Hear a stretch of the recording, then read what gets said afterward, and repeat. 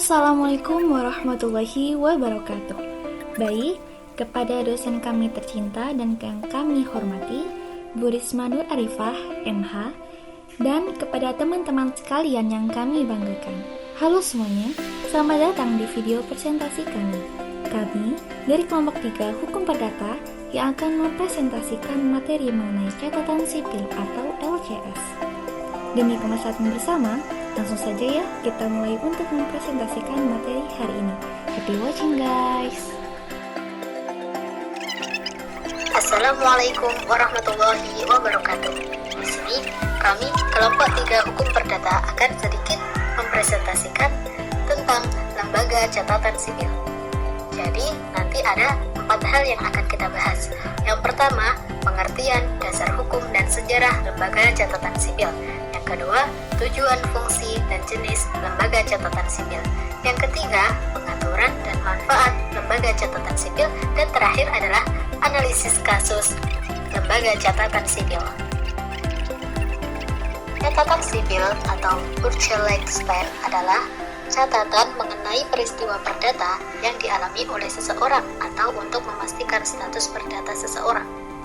Dalam pasal 4 KUH Perdata terdapat 6 jenis register catatan sipil atau pencatatan peristiwa hukum, yaitu daftar kelahiran, daftar lapor kawin, daftar izin kawin, daftar perkawinan, perceraian, dan daftar kematian. Lembaga yang berwenang atas catatan sipil disebut lembaga catatan sipil. Baik, untuk pembahasan selanjutnya adalah dasar hukum pencatatan sipil, yakni dimulai dari pemerintah Hindia Belanda. Nah, ini diberlakukan berdasarkan pasal 2 Aturan Peradilan Undang-Undang Dasar 1945.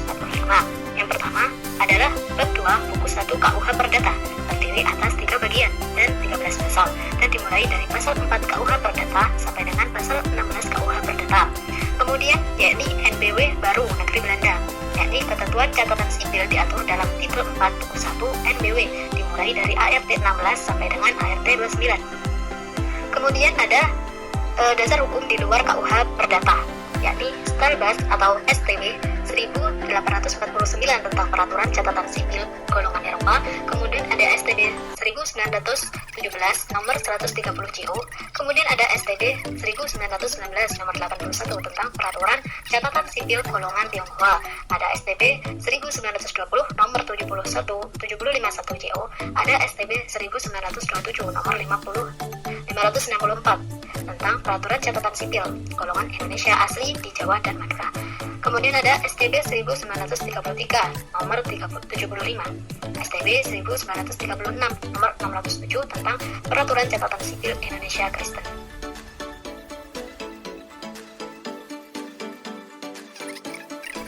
Selanjutnya adalah dasar hukum lembaga catatan sipil setelah Indonesia merdeka, yakni Instruksi Presidium Kabinet Ampera nomor 31 UIN 12966.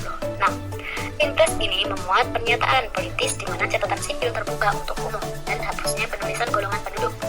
Kemudian ada Keputusan Presiden nomor 12 tahun 1983 tentang penataan dan peningkatan pembinaan penyelenggaraan catatan sipil. Ada Keputusan Menteri Dalam Negeri nomor 54 tahun 1983 tentang organisasi dan tata kerja kantor catatan sipil. Kemudian, Keputusan Menteri Dalam Negeri nomor 477 sampai 792 tahun 1983 tentang penetapan besarnya biaya catatan sipil. Berbicara mengenai catatan sipil, tidak afdol apabila kita tidak membahas tentang sejarahnya. Catatan sipil telah diatur sejak zaman VOC Belanda menjajah Indonesia, sebagaimana yang telah diatur dalam bab 2 buku 1 KUH Perdata, NBW baru Negeri Belanda, dan beberapa peraturan lainnya di luar KUH Perdata. Penyelenggaraan catatan sipil pada zaman pemerintahan Hindia Belanda ditangani oleh lembaga Burgerlijkschrift atau BS, yang artinya catatan kependudukan atau lembaga catatan sipil. Pada masa pemerintahan Hindia Belanda, kantor Burgerlijkschrift atau kantor catatan sipil bertugas mencatat keadaan penduduk dari segi kelahiran, perkawinan, dan kematian. Selanjutnya, pemerintahan Hindia Belanda mewajibkan semua warga golongan Eropa mendaftarkan diri atas peristiwa kelahiran, perkawinan, perceraian, dan kematian. Menurut pasal 163 English Statute, penduduk Indonesia dibagi ke dalam 3 golongan besar, yaitu diantaranya golongan Eropa, golongan Timur Asing, Tionghoa dan bukan Tionghoa, dan yang terakhir adalah golongan Bumi Putra, yaitu bangsa Indonesia sendiri. Jadi, sebagai konsekuensinya, peraturan dalam bidang catatan sipil yang berlaku pada masing-masing golongan penduduk itu tidaklah sama, atau dengan kata lain masing-masing golongan penduduk memiliki peraturan catatan sipil sendiri-sendiri. Maka hal ini menimbulkan kesan adanya diskriminasi di kalangan masyarakat yang dapat berakibat terhambatnya pelaksanaan catatan sipil di Indonesia. Jadi, melalui upaya ini, pemerintah Hindia Belanda dapat mengetahui secara pasti berapa banyak orang Eropa dan berapa pertambahannya. Dengan berlandaskan kepada daftar yang diperoleh melalui Burgerlijsten ini, pemerintah Hindia Belanda secara mudah menyiapkan segala keperluan sejak dari masalah sandang, pangan, sampai dengan papan, serta kepentingan umum lainnya. Sehingga nampak sekali golongan ini lebih sejahtera dibandingkan dengan golongan yang lainnya.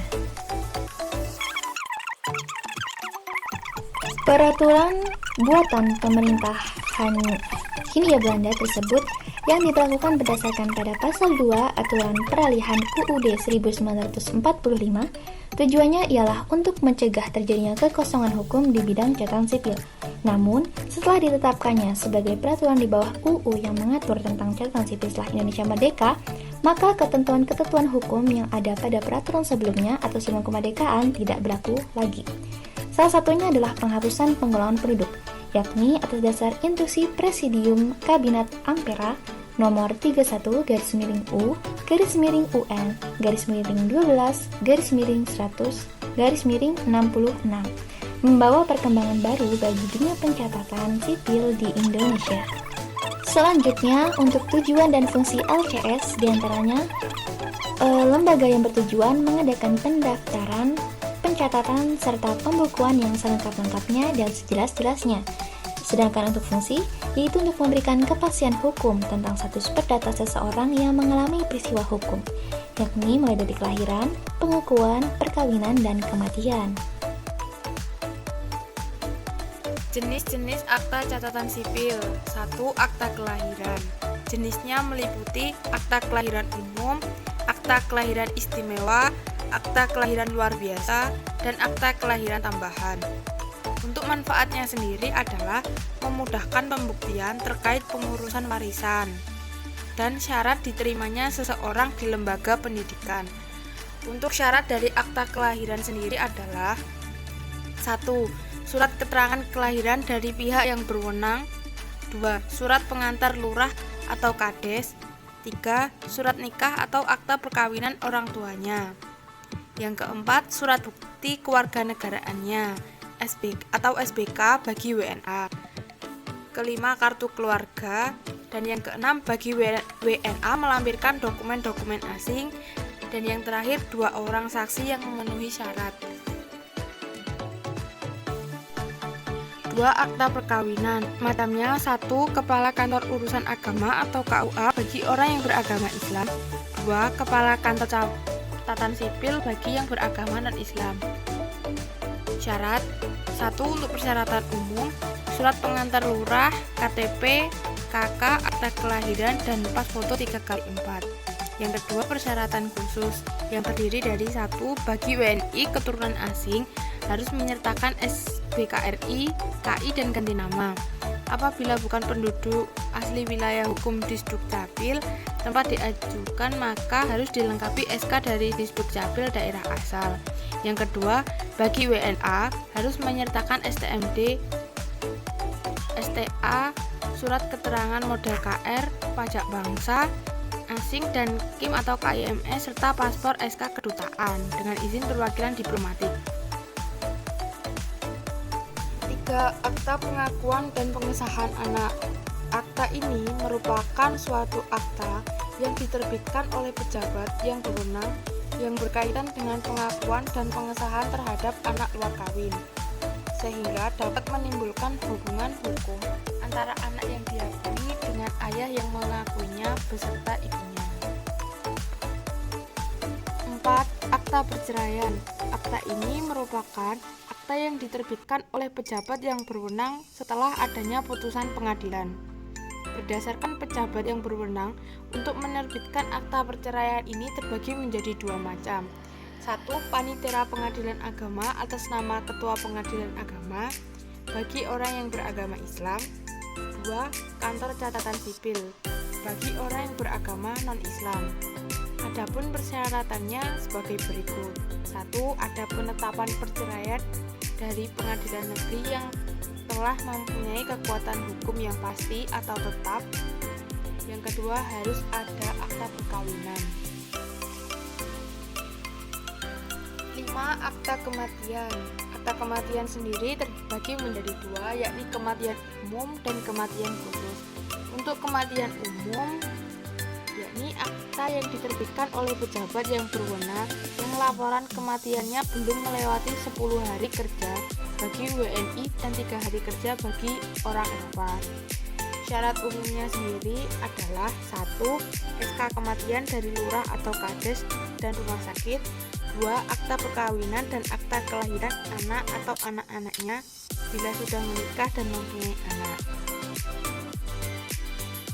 Selanjutnya untuk akta kematian khusus, yakni akta yang diterbitkan oleh pejabat yang berwenang di mana laporan kematian oleh suami atau istri atau keluarga telah melewati waktu 10 hari. Untuk mendapatkan akta ini harus ada penetapan dari pengadilan negeri. Manfaatnya sendiri adalah 1. Menetapkan wali bagi anak yang belum berusia 18 tahun. 2. Menetapkan ahli waris. 3. Menetapkan waktu tunggu bagi janda yang akan kawin. 4. Bukti bebas izin orang tua bagi perkawinan di bawah umur 21 tahun. 5. Bagi pemerintah dapat menetapkan kebijakan yang berkaitan dengan pemakaman dan kesehatan. Selanjutnya adalah pengaturan lembaga catatan sipil. Menurut Perpres nomor 62 tahun 2019, yakni tentang Strategi Nasional Percepatan Administrasi Kependudukan untuk Pengembangan Statistik Hayati. Kemudian menurut Perpres nomor 96 tahun 2018, yakni tentang persyaratan dan tata cara pendaftaran penduduk dan pencatatan sipil. Selanjutnya menurut Undang-Undang nomor 24 tahun 2013, yakni tentang perubahan atas UU nomor 23 tahun 2006 tentang administrasi kependudukan. Kemudian menurut Permendagri nomor 14 tahun 2020 tentang pedoman nomenklatur Dinas Kependudukan dan pencatatan sipil di provinsi dan kabupaten atau kota. Selanjutnya adalah manfaat daripada catatan sipil. Untuk manfaat bagi pribadi sendiri adalah 1. Menentukan status hukum seseorang. 2. Sebagai alat bukti yang kuat di hadapan hakim. 3. Memberikan kepastian hukum terhadap suatu peristiwa. Untuk manfaat bagi pemerintah sendiri adalah 1. Meningkatkan tata tertib administrasi kependudukan. 2. Merupakan penunjang data bagi perencanaan pembangunan. 3. Pengawasan dan pengendalian terhadap orang asing yang datang ke Indonesia. Terima kasih. Itu tadi presentasi dari kelompok kami. Apabila ada salah kata, kami mohon maaf. Akhirul kalam, wallahu muwaffiq ila aqwamit thoriq. Wassalamualaikum warahmatullahi wabarakatuh.